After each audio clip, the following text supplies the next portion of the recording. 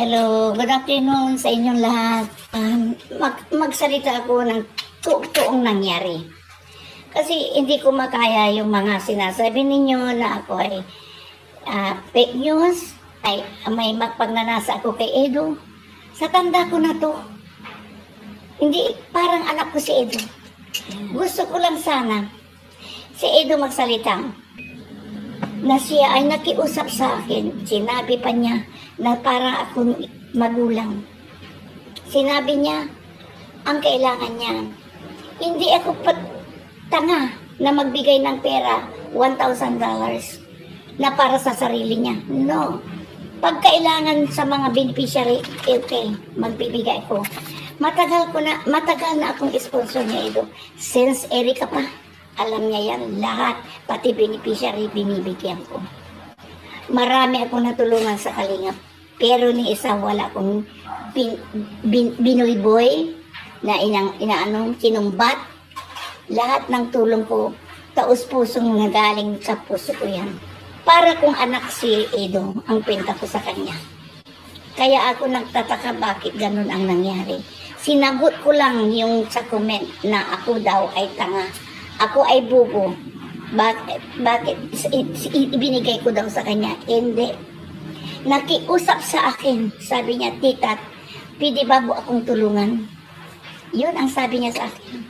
Ano yun? Para kukuha ko ng sasakyan ko. Yung ang salita sa akin. Kaya ako, baliwala sa akin niya pera. Hindi ko hinangad ang maraming pera. Ang hinangad ko makatulong sa mga mahirap. Matulong. At kumingi ng tulong sa akin kasi para kong anak.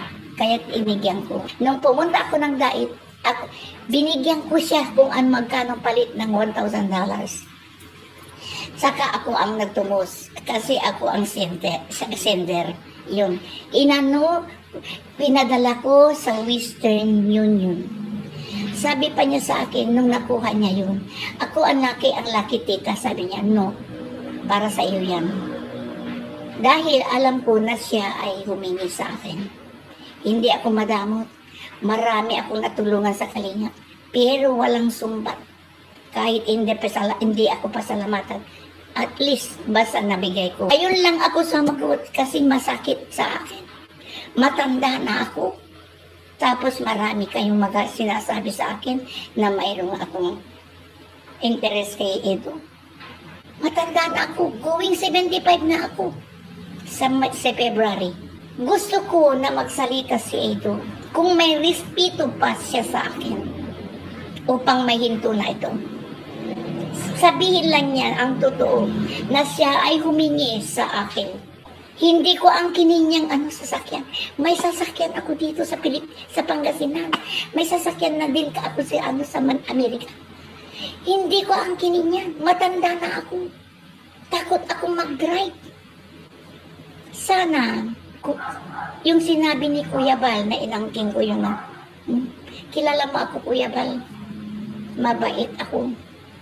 Lahat marami. Tanungin niyo ako kay Red Noveno, kay Lorne, sa mga striker. Lahat. Mga kilala ako. Mabait ako. Baliwala sa akin ang pera.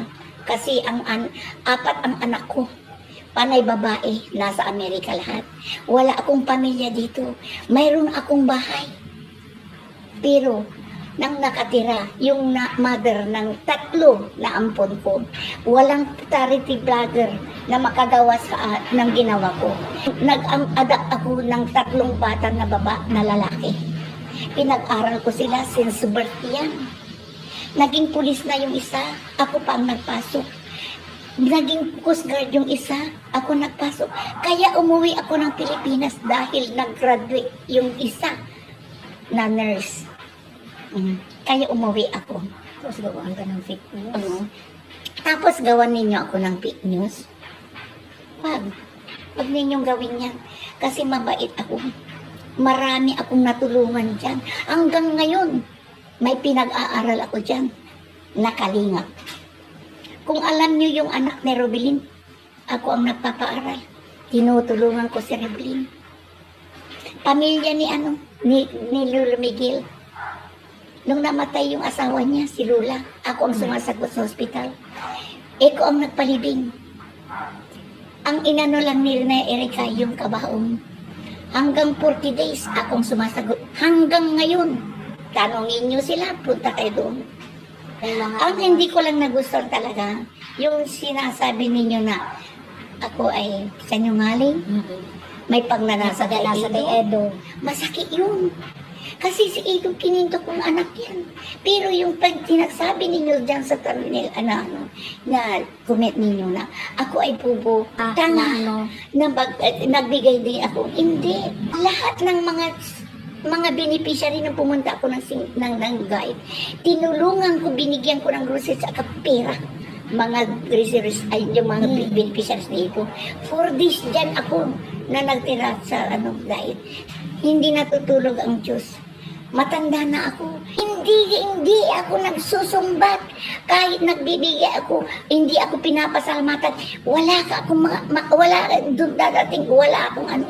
Ang gusto ko lang, sagutin ni Edo, hanin yung sinasabi ninyo upang umistop na ito.